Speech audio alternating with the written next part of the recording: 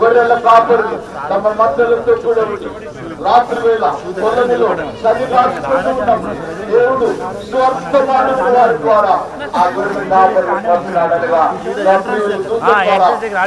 మతాన్ని మార్చేది కాదండి. నిందారోపణలు ఏమిటంటే మత మార్పు. అయ్యా బైబుల్ మతలు మారవాలి కానీ మనుషులు మారుతుంది, ప్రజలు మారుతుంది, జీవితాలను మారుతుంది. ఆ మార్పు నీకు నాకు అంగీకారం అయితే దేవుడి వందనాలు చెప్తాను. ఎంతమంది మారాలని కోరుకుంటున్నారు?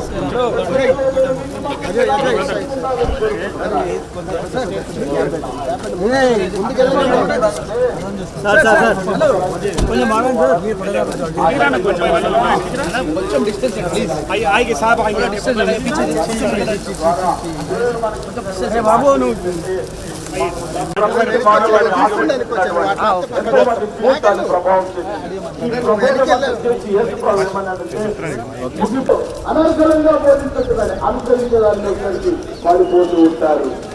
కాబట్టి ప్రభు అంటున్నారు, బోధించేవాడు కాదు, వినేవాడు కాదు, నా మాటలు విని ఊరుకోకండి. ఆ విశ్వాసం జీవుల్లో కనబడాలి. నా మాటలు వినండి, వాటిని అనుసరించడానికి తెలియదు కానీ ఒకసారి లేచి నిలబడదాం.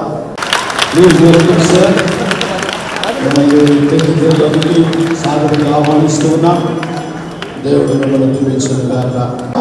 తగిన జాగ్రత్తలతో వారిని మనం చేస్తామని అనుకుంటున్నాం. మరి యేసయ్య ఏమని చెప్తున్నానంటే, నేను ఎప్పుడు వస్తున్నాడు అపవాదిని విజృంభించినప్పుడు నేను వస్తాను.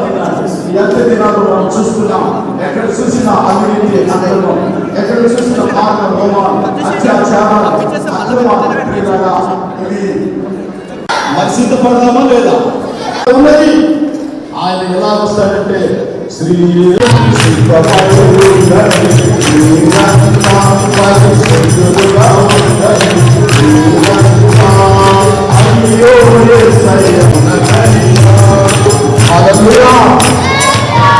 మొదటిసారి బాధ చేసి వచ్చిన వారిని తిట్టలేదు.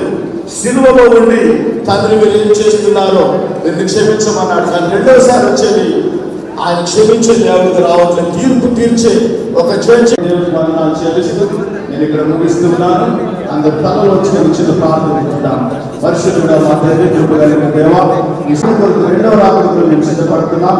క్రిస్మస్ మాకు మా ప్రభావ మరి యథావిధిగా జరిగింది, కానీ మీ రెండవ రాత్రి సత్యం. అప్పుడు ఈ లోకంలో నమ్మిన వారికి రక్షణ, నమ్మని వారందరి పక్షాన విశ్వాసుల పక్షాన ప్రత్యేకమైన వందనాలు తెలియజేస్తూ ఉన్నాను. లేచిలో పడి ఉంటుండగా అపోస్తల విశ్వాస ప్రమాణం చెప్పుకొచ్చు సర్వశక్తి గల దేవుని ఎదుట మన విశ్వాసాన్ని స్థిరపరచుకుందాం. దయచేసి అందరూ వేసుకోబడదాం. పరలోక భూలోకముల సృష్టికర్తయకు సర్వశక్తి గల తండ్రి నా దేవుని నమ్ముచున్నాను. ఆయన అద్వితీయ కుమారుడును మన ప్రభు అయిన యేసుక్రీస్తుని నమ్ముచున్నాను. ఈయన పరిశుద్ధాత్మ వలన కన్యకు మరియా గర్భమున ధరింపబడి ఆమెకు పుట్టులకును మృతులకు తీర్పు తీర్చడానికి ఒక్కడి నుండి ఆయన వచ్చును.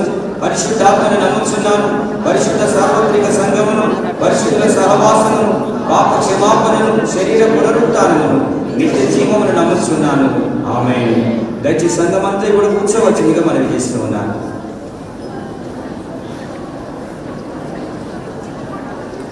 భక్తులందరూ దయచేసి కూర్చోవలసిందిగా మనం చేస్తూ ఉన్నాం.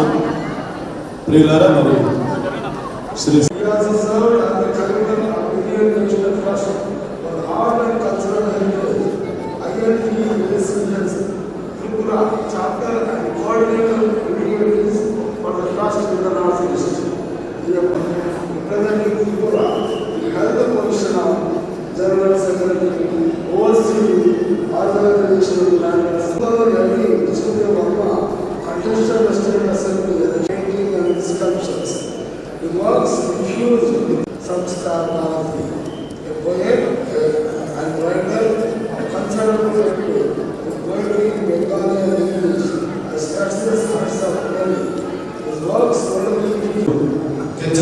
పండుగ వాతావరణానికి కారణం మీరే.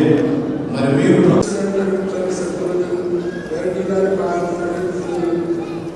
ఉంచున్నటువంటి ప్రభువా, మరి సమీపంగా చేసినందుకు వందనాలు. వారితో పాటు చేసినటువంటి మా ప్రభువా, మరి గౌరవ ఎమ్మెల్యే గారు డాక్టర్ రోహిత్ రావు గారి కొడుకులు, ఆఫీసర్స్ అంతా రాజకీయ మా ప్రభు వారి నాయకుల కొరకు నాయకురాల కొరకు ప్రజాప్రభుత్వం కొరకు మీరు ఆశీర్వదించండి. మా ప్రభు వారి యొక్క పాలనలో ఈ రాష్ట్రం వారి నాయకత్వంలో దీవించమని ప్రార్థిస్తున్నాం. ఈ పిల్లల మహాదేవాలయం కొరకు వారు చేసిన ప్రభుత్వ యంత్రాన్ని ప్రైవేట్ ప్రభావాన్ని కర్షక వారి కృప దయచేయండి.